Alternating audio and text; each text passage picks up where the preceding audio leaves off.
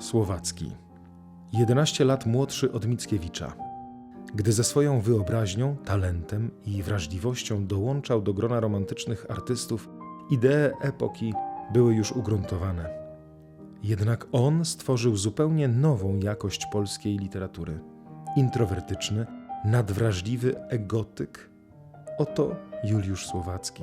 Wychowany w inteligenckim domu Salomei i Eusebiusza Słowackich.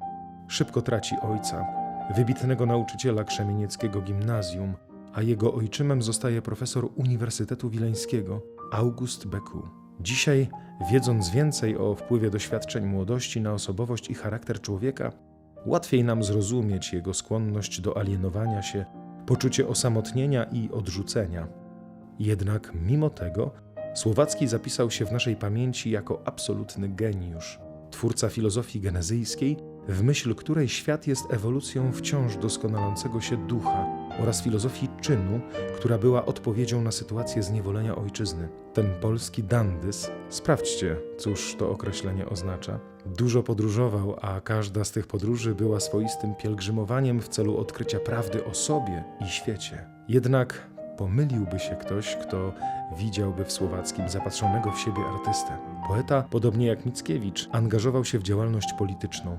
Warto pamiętać, że był kurierem rządu narodowego i woził dyplomatyczne depesze podczas powstania listopadowego. Mickiewicz o poezji swojego młodszego kolegi powiedział, że to świątynia bez Boga, co mogło oznaczać, że jest to twórczość kunsztowna i doskonała formalnie, jednak brak jej idei i głębi. Ocencie sami, czy opinia Mickiewicza jest prawdziwa.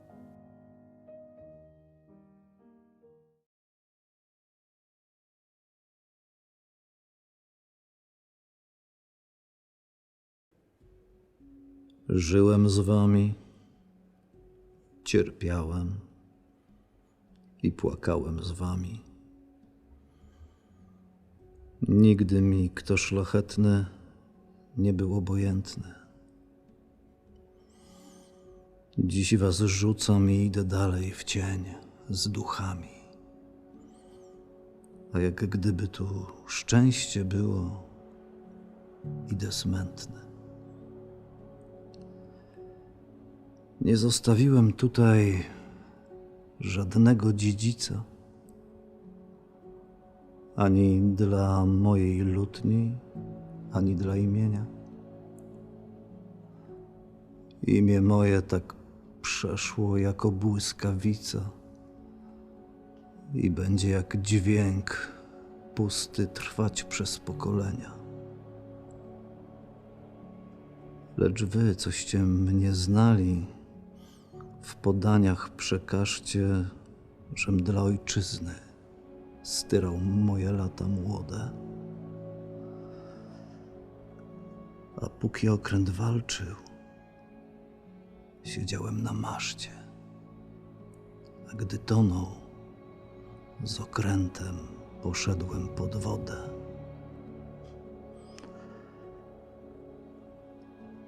Ale kiedyś o smętnych losach zadumany mojej biednej ojczyzny przyzna kto szlachetny, że płaszcz na mojej duszy był niewyżebrany, lecz świetnościami moich dawnych przodków świetny.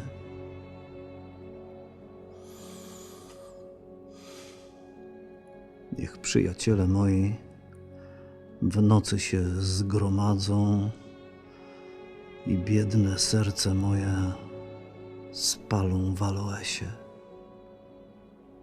I tej, która dała mi to serce, oddadzą. Tak się matkom wypłaca świat, gdy proch odniesie. Niech przyjaciele moi siędą przy pucharze i zapiją mój pogrzeb oraz własną biedę. Jeżeli będę duchem, to się im pokaże. Jeśli Bóg uwolni mnie od męki, nie przyjdę.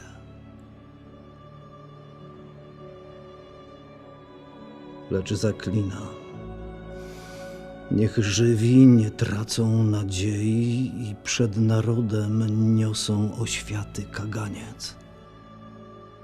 A kiedy trzeba, na śmierć idą po kolei jak kamienie przez Boga rzucane na szaniec.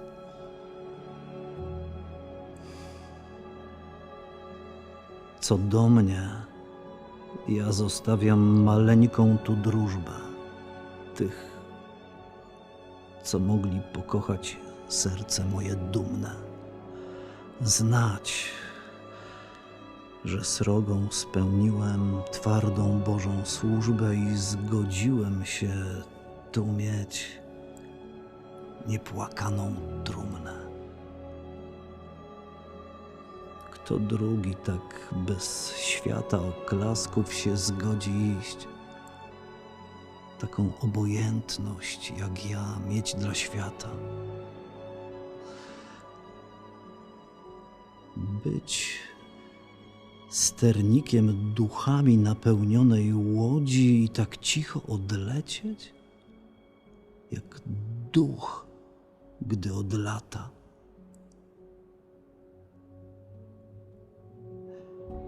Jednak zostanie po mnie ta siła fatalna, co mi żywemu na nic, tylko czoło zdobi. Lecz po śmierci was będzie gniotła niewidzialna, aż was zjadacze chleba w aniołów przerobi.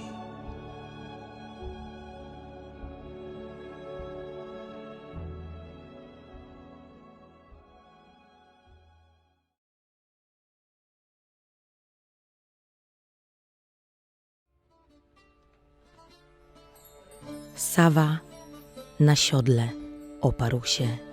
Dziewczyna siadła przy źródle i czesała włosy.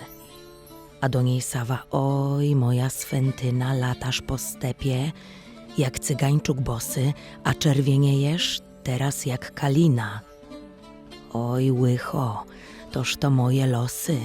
Chciał ja się mieczem wyrąbać na panka, a siostra wyjdzie na łycho cyganka. Na licho wyjdę, czy na spokojnicę, a tobie to co? Ty wyjdź na hetmana. Znajdź sobie jaką piękną krasawicę, córkę starosty albo kasztelana, ta i się żeń. Łzami rozchyla palce, gdy myślę, jak ja była licha, jaka ja biedna, była niewolnica, a dziś co ze mnie? Wiatr i gołębica.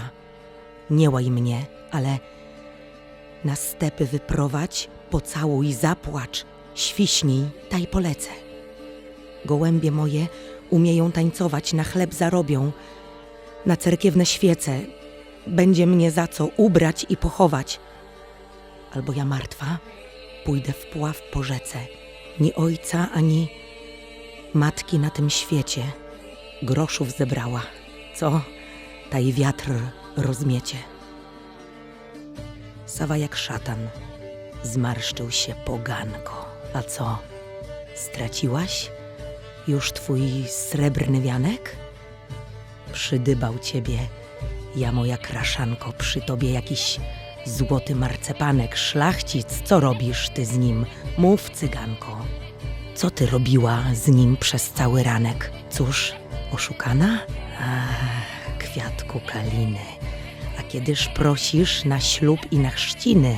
Nie rzekła na to nic, lecz zamyślona wstała, cmuknęła i ptaki srebrnymi ubrawszy swoje wysmukłe ramiona pokłoniła się bratu aż do ziemi i chwilę stojąc przed nim pokłoniona jak brzoza, listki wiejąca złotemi wstała i nogą jakiś zygzak chiński kreśląc na piasku rzekła: słysz, Caliński, pomiędzy nami stoją te chramoty, aż przyjdzie rzeka i ten piasek zmyje, aż przyjdzie zjeść ten piasek piorun złoty, aż przyjdzie wąż skrzydlaty i wypije. Ani mnie ujrzysz, ani ja wiem, kto ty, ani ty wiedzieć będziesz, gdzie ja żyję. Łzami kupiła ja ten świat podniebny i komu zechce, dam pierścionek srebrny. Tu Sawa wściekły wrzasnął, ty wyrodna, z pierwszym szlachcicem cyganisz na jarze? Na to jak róża, która nie jest do dna białą, lecz w liści kryształowej czarze kryje rumieniec, a kiedy swobodna słońcu odemknie łono i pokaże swój rubinowy wstyd i tę konieczną białego kwiatu rumianość serdeczną, podobnie w ten czas się zarumieniła i ręką bijąc powietrze przed sobą nie, ja nigdy białą twarz zakryła. Pierwszy raz jestem spłoniona przed tobą. Teraz się będę zawsze czerwieniła przed każdym okiem, przed każdą osobą. Bogdaj byś ty tak, gdy się będziesz żenił, pierwszy raz twoje miłą zaczerwienił.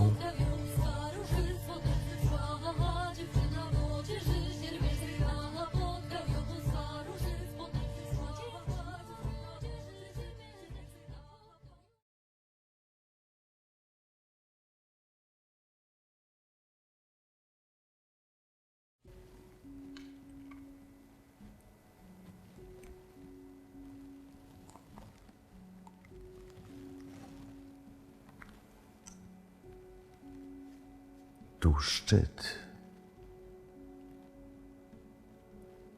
Lękam się spojrzeć w przepaść świata ciemną. Spojrzę. Ach, pod stopami niebo i nad głową niebo. Zamknięty jestem w kulę kryształową. Gdyby ta igła lodu popłynęła ze mną wyżej, aż w niebo, nie czułbym, że płynę.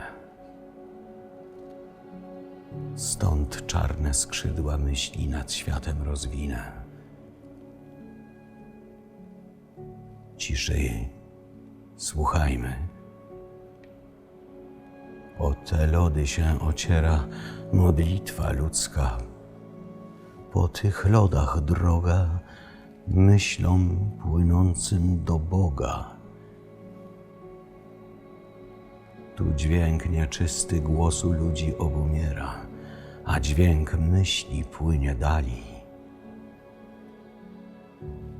Tu pierwszy zginę, jeśli niebo się zawali. A ten kryształ powietrza wytchnieniem rozbity, kręgami się rozpłynie na nieba błękity i gwiazdy w nieznajomą uciekną krainę i znikną, jakby ich nigdy nie było. Spróbuję.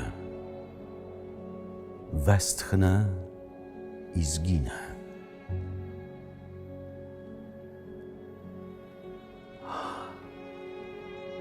Przypominasz mi się narodów mówiło. Oto się przedarły chmury, igły lodu wytrysły z chmur kłębów. Tam las ogromny sosen i dębów, jak garść mchu w szczelinie góry. A ta plamka biała blada to morze. Silniej wzrok napnę, oczy rozedrę, otworzę. Chciałbym stąd widzieć człowieka. Tam koło jednej igły krążą orłów stada, jak pierścionki żałobne na perłowych lodach. A ode mnie błękitna płynie szczelin rzeka. Każda w jedną otchłań z lata i nikną jak w morza wodach. Jam jest posąg człowieka na posągu świata. O, gdyby tak się wedrzeć na umysłów górę, gdyby stanąć na ludzkich myśli piramidzie i przebić czołem przesądów chmurę i być najwyższą myślą wcieloną. pomyślić tak i nie chcieć? O hańbo, o wstydzie. Pomyślić tak i nie móc w szmaty podrę łono. Nie móc to piekło. Mogęż siłą uczucia serce moje nalać, aby się czuciem na tłumy rozciekło i przepełniło serca nad brzegi i popłynęło rzeką pod trony. Obalać? Mogęż zruszyć lawiny? Po tym lawin śniegi zawieszone nad siołem zatrzymać ręką lub czołem. Mogęż, jak Bóg w dzień stworzenia, ogromnej dłoni zamachem rzucać gwiazdy nad świata zbudowanym gmachem, tak by w drodze przeznaczenia nie napotkały nigdy kruchej świata gliny i nie strzaskały w żegludze? Mogę! Więc pójdę, ludy zawołam, obudzę. Może lepiej się rzucić w lodowe szczeliny. Uczucia poświatowych opadały drogach. Gorzkie pocałowania kobiety kupiłem. Wiara dziecinna padła na papieskich progach. Nic. Aż w powietrza błękicie skąpałem się i ożyłem i czuję życie. Lecz nim myślą olbrzymią rozpłonę, posągu piękność mam, lecz lampy brak. Więc z ognia wszystkich gwiazd uwiję na czoło koronę. W błękicie nieba sfer ciało roztopię tak, że jak marmur, jak lód słonecznym się ogniem rozjaśni. Po tym piękny jak duch baśni pójdę na zimny świat i mogę przysiąc, że te na czole 1000 gwiazd i w oczach 1000, że posągowy wdzięk narodów uczucia rozszerzy i natchnie lud i w serca jak myśl uderzy, jak Boga cud. Nie, myśli wielkiej trzeba z ziemi lub z błękitu. Spojrzałem ze skały szczytu, duch rycerza powstał z lodów. Wilkenried dzidy wrogów zebrał i w pierś włożył. Ludy! Wilkenried ożył. Polska Wilkenriedem narodów poświęci się, choć padnie jak dawniej, jak nieraz. Nieście mię chmury, nieście wiatry, nieście ptacy.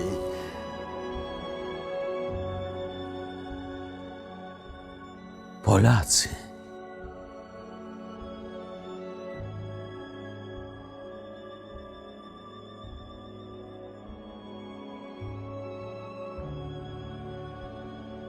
Tam szczyt.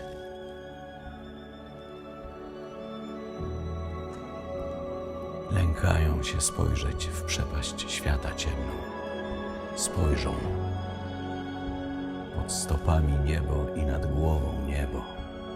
Zamknięci w kulę kryształową. Gdyby ta igła lodu popłynęła wyżej aż w niebo, nie czuliby, że płyną. Stąd ciszej. Słuchajcie, o te lody się ociera modlitwa ludzka. Po tych lodach droga myślom płynącym do Boga. Tu dźwięk nieczysty głosu ludzi obumiera, a dźwięk myśli płynie dali. Tu pierwsi zginiecie, jeśli niebo się zawali.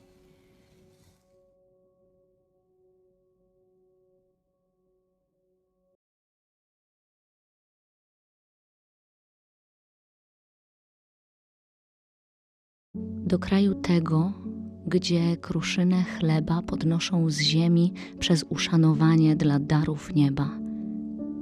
Tęskno mi, Panie. Do kraju tego, gdzie winą jest dużą, popsować gniazdo na gruszy bocianie, bo wszystkim służą. Tęskno mi, Panie. Do kraju tego, gdzie pierwsze ukłony są jak odwieczne Chrystusa wyznanie, bądź pochwalony. Tęskno mi, Panie. Tęskno mi jeszcze i do rzeczy innej, której już nie wiem, gdzie leży mieszkanie, równie niewinnej. Tęskno mi, Panie. Do bez tęsknoty i do bez myślenia, do tych, co mają tak za tak, nie za nie, bez światło cienia. Tęskno mi, Panie. Tęskno mi ówdzie, gdzie któż o mnie stoi. I tak być musi, choć się tak nie stanie, przyjaźni mojej. Tęskno mi, Panie.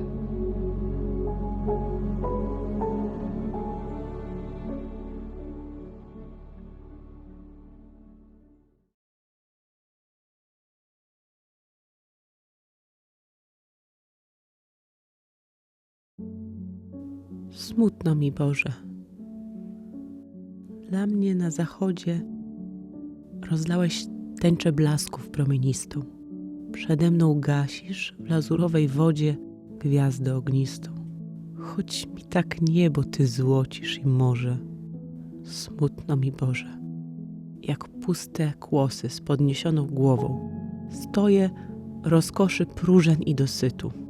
Dla obcych ludzi mam twarz jednakową, ciszę błękitu, ale przed Tobą głąb serca otworzę. Smutno mi, Boże, jako na matki odejście się żali mała dziecina, tak ja płaczu bliski, patrząc na słońce, co mi zrzuca z fali ostatnie błyski.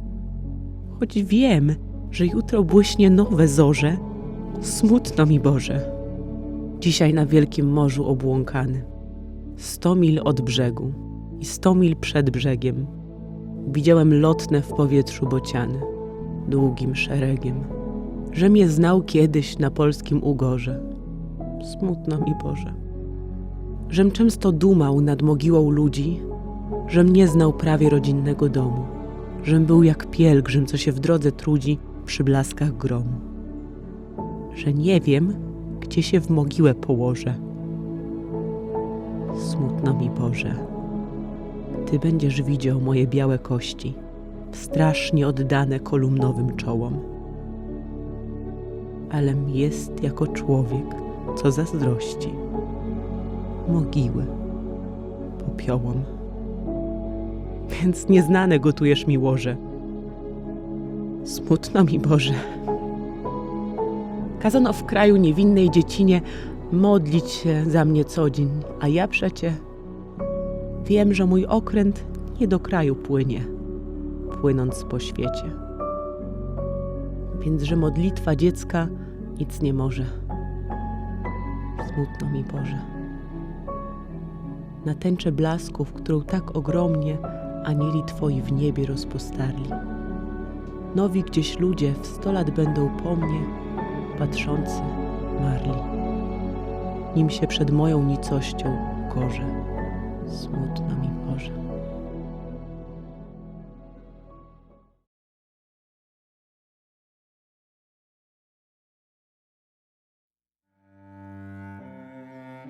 Zadrży Ci nieraz serce, miła Matko moja, widząc powracających i ułaskawionych. Kląć będziesz, że tak twarda była na mnie zbroja i tak wielkie wytrwanie w zamiarach szalonych. Wiem, żebym Ci wróceniem moim lat przysporzył.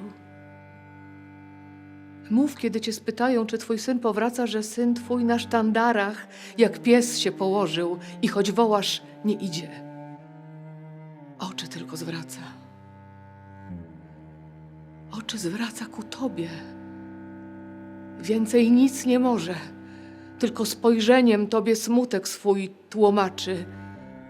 Lecz woli konający nie iść na obroże. Lecz woli zamiast hańby, choć czary rozpaczy. Przebaczże mu. O moja ty, piastunko droga, że się tak zaprzepaścił i tak zaczeluścił. Przebacz, bo gdyby nie to, że opuścić Boga trzeba by, to by ciebie pewno nie opuścił.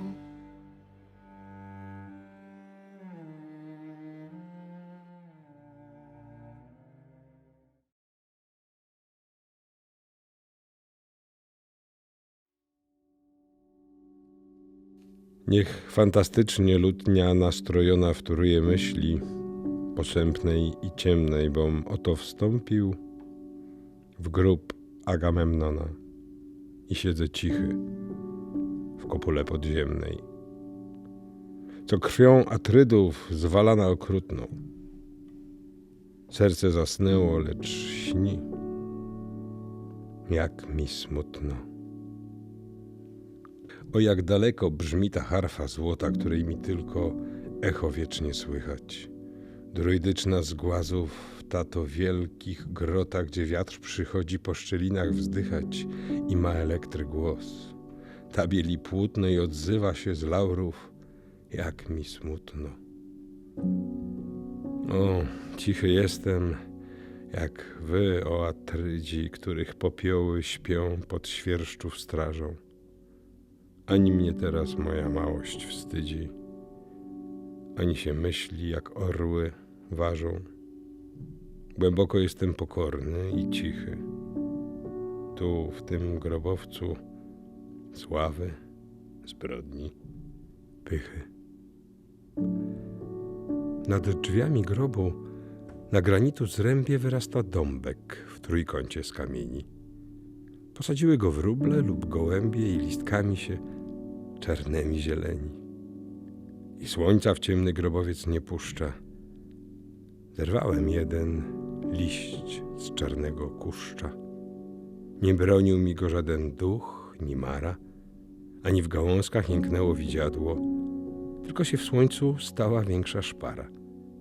I wbiegło złote i do nóg mi padło. I zrazu myślałem, że ten, co się wdziera brzask, była struna to z harfy Homera. I wyciągnąłem rękę na ciemności, by ją ułowić i napiąć i drżącą przymusić do łez i śpiewu i złości nad wielkim niczem grobów i milczącą garstką popiołów. Ale w moim ręku ta struna drgnęła i pękła bez jęku. Tak więc to los mój na grobowcach siadać i szukać smutków błahych, wiotkich, kruchych. To los mój senne królestwa posiadać, nieme mieć harfy i słuchaczów głuchych, albo umarłych. I tak pełen wstrętu na koń chcę słońca i wichru, tententu. Na koń, tu łożem suchego potoku, gdzie zamiast wody płynie laur różowy, ze łzą i z wielką błyskawicą w oku, jakby mnie wicher gnał błyskawicowy. Lecę, a koń się na powietrzu kładnie, jeśli napotka grób rycerzy padnie. Na Termopilach? Nie, na Cheronei trzeba się znowu załamać koniowi, bo jestem z kraju, gdzie widmo nadziei dla małowiernych serc podobne snowi. Więc jeśli koń mój w biegu się przestraszy, to tej mogiły, co równa jest naszej. Mnie od mogiły termopilskich gotów odgonić legion umarłych Spartanów? Bo jestem z kraju smutnego i lotów, z kraju, gdzie rozpacz nie sypie kurhanów, z kraju, gdzie zawsze po dniach nieszczęśliwych zostaje smutne pół rycerzy żywych. Na Termopilach ja się nie odważę osadzić konia w wąwozowym szlaku. bo tam być muszą tak patrzące twarze, że serce skruszy wstyd w każdym Polaku. Ja tam nie będę stał przed greckim duchem, nie pierwej skonam, niż tam iść z łańcuchem. Na Termopilach? Jaką bym zdał sprawę, gdyby stanęli męże nad mogiłą i pokazawszy mi swe piersi krwawe, potem spytali wręcz: wielu was było? Zapomnij, że jest długi wieków przedział. Gdyby spytali tak, cóż bym powiedział? Na Termopilach bez złotego pasa, bez czerwonego leży trup Kontusza. Ale jest nagi trup Leonidasa. Jest w marmurowych kształtach piękna dusza. I długo płakał lud takiej ofiary, ognia wonnego i rozbitej czary. O Polsko, póki ty duszę anielską będziesz więziła w czerepie rubasznym, póki kat będzie rąbał twoje cielsko, póki nie będzie twój miecz zemsty strasznym, póty mieć będziesz hienę na sobie i grób i oczy otworzone w grobie. Zwróć do ostatka te płachty ohydne, te dejaniry, palącą koszulę i wstań jak wielkie posągi bezwstydne, naga w styksowym, wykąpana mule, nową nagością żelazną bezczelna, niezawstydzona niczem, nieśmiertelna. Niech ku północy z cichej się mogiły podniesie naród i ludy przelęknie, że taki wielki posąg z jednej bryły, a tak hartowany, że w gromach nie pęknie, ale z piorunów ma ręce i wieniec, gardzący śmiercią wzrok, życia rumieniec. Polsko, lecz ciebie błyskotkami łudzą. Pawiem narodów byłaś i papugą, a teraz jesteś służebnicą cudzą. Choć nie wiem, że słowa te nie zadrżą długo w sercu, gdzie nie trwa myśl nawet godziny. Mówię, bom smutny i sam pełen winy. Przeklnij, lecz ciebie przepędza ma dusza jak Eumenida przez wężowe rózgi, boś ty jedyny syn Prometeusza. Sęp ci wyjada nie serce, lecz mózgi. Choć muzę moją w twojej krwi zaszargam, sięgnę do wnętrza twych trzew i zatargam. Szczęknij z boleści i przeklinaj syna, lecz wiedz, że ręka przekleństw wyciągnięta nade mną zwinie się w łęk jak gadzina i z ramion ci się odkruszy zeschnięta.